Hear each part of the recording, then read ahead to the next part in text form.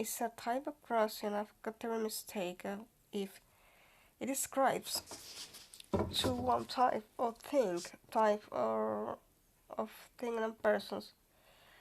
If indeed it ascribes to anything of. He further implies that being personal entails performing action and yet an action without a body. Whether he is right about the latter point is relevant to our discussion here. All that is important is that we recognize Nilsson implicit admission that God 7 exists as present a proposition. Oh, but obviously unthinkable on the extent that type crossing express unthinkable proposition, therefore is the regard the non-cognitive 7 as warranted, as I believe he does, then he is mistaken. Clearly, the proper stance to take here is instead at time 7. The next definition on the list is G8, the personally omnipotent, omniscient, omnibenevolent, non-material, temporal creator and ruler of the universe is the concept of an temporal or timeless person. Current. That is hard to say, but certainly nothing like the ordinary concept of timelessness, as Nielsen pointed out. It's the only person that can be currently supposed to be performing actions. However, performing actions no less than causing effects cannot be viewed as occurring outside time without so stretching the definition of perform an action as they render those terms. Wholly vacuous beings, devoid of intelligible content. To perform an action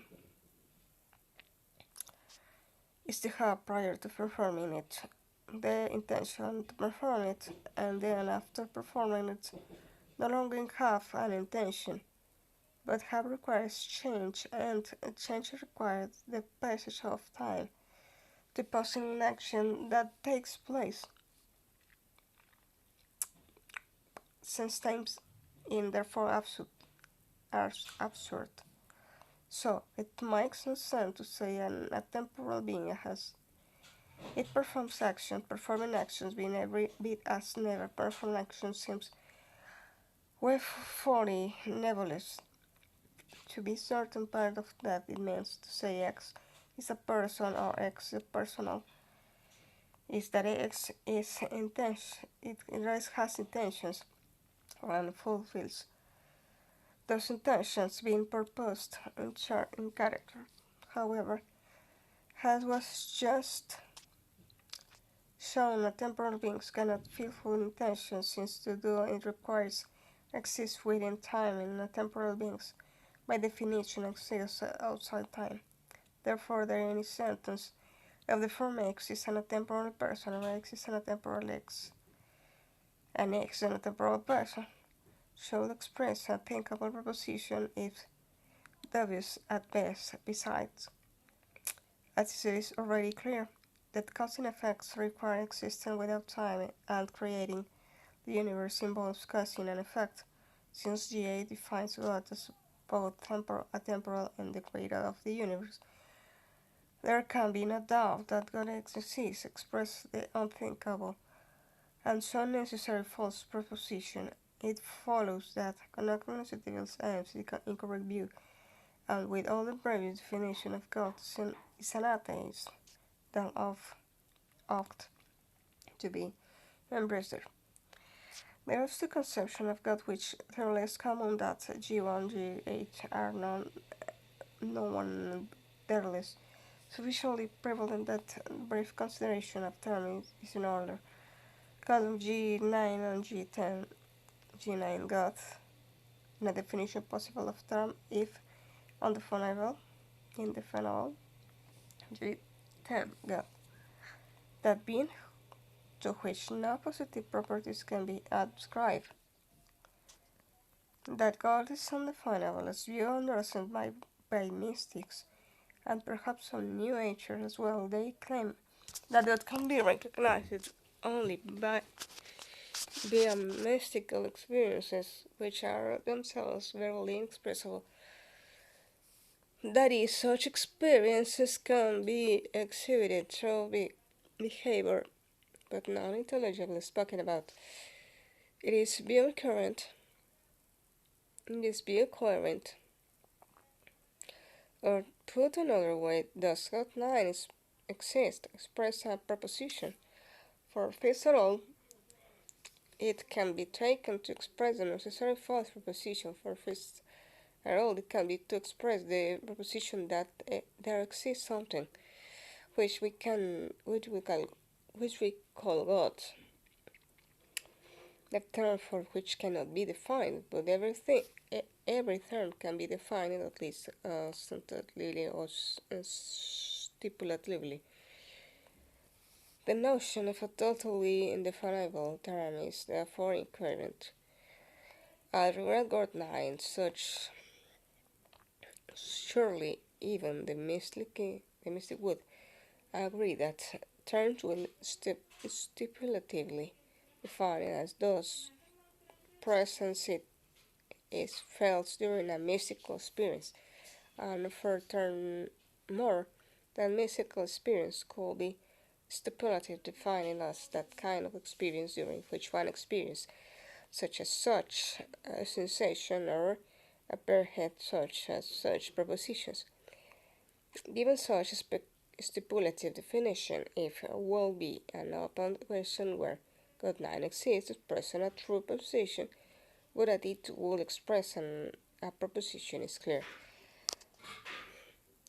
Now consider G10 is this definition of God that is sometimes employed by theists of the philosophical bent. They say that God cannot be understood impossible descriptively. Terms and so can be accurately described by only the use negation of negations, e.g., God is not red, God is not small, etc. I am not entirely sure what to make of this view of God. My inclination, however, is to take God can exist to express necessary false proposition as inasmuch as there exists something to which not positive properties can be ascribed, expresses an unthinkable proposition. There are several reasons for that. First of all, to entails what is not the case of if God acts, then God always acts in accord with the laws of logic, since to always act in accordance with the laws of logic, it's to have a positive property, but that X should act and yet fail to act in accord with the laws of logic is unthinkable.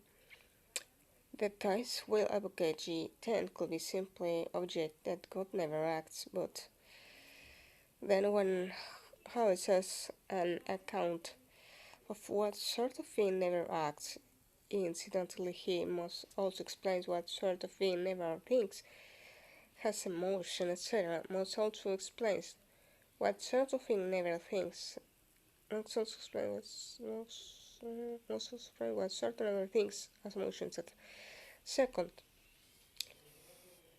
there seems no reason to exclude all relational properties from the class of positive properties, and yet this is not the case that God is less powerful than you humans, which entails that God has the presumably positive and therefore forbidden property of being at least as powerful as human, expressed a proposition that which surely even those who employ G10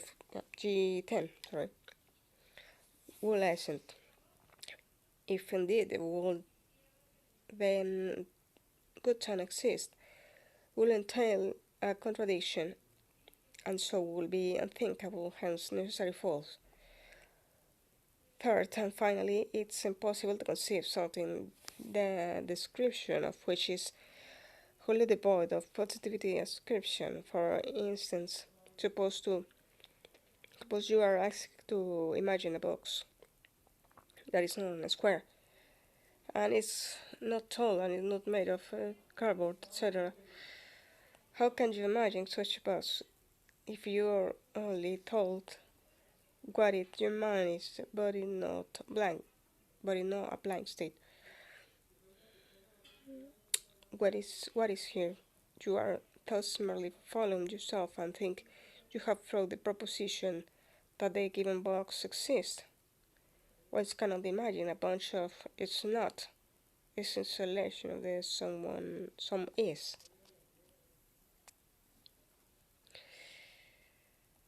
Isolation of the some is.